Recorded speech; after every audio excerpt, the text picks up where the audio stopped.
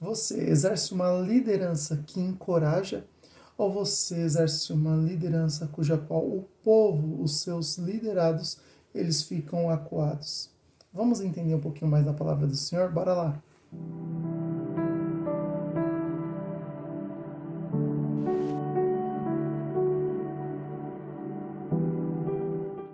Graças a paz, queridos. Eu sou Everton Nisa e esse é o Devocional Pregai. Hoje nós vamos dar início à leitura do livro de Neemias. Lembrando que o livro de Neemias ele tem uma forte ligação com o livro de Esdras que acabamos de ler.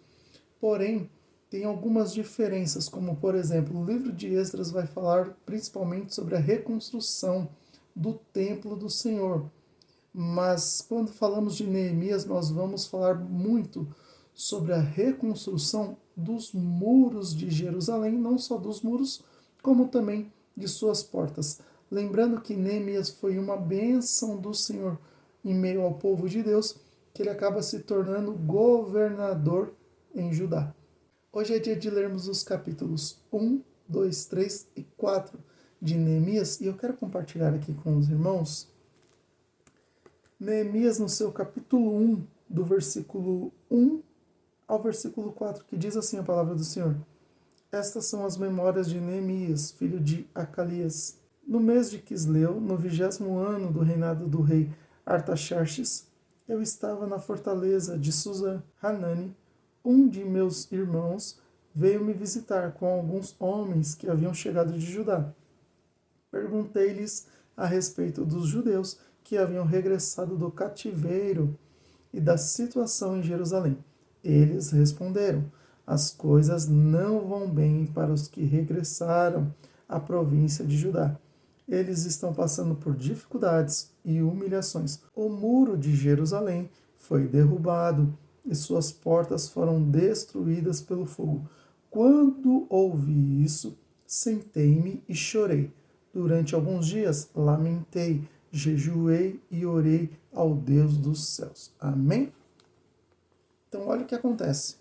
Quando Neemias recebe a notícia de que os muros, juntamente com a porta de Jerusalém, está destruída, ou seja, o local do povo de Deus, o local do povo de Neemias, aquela cidade, aquele local, estão com os muros e as portas destruídas, ele se entristece muito, ele lamenta, ele chora.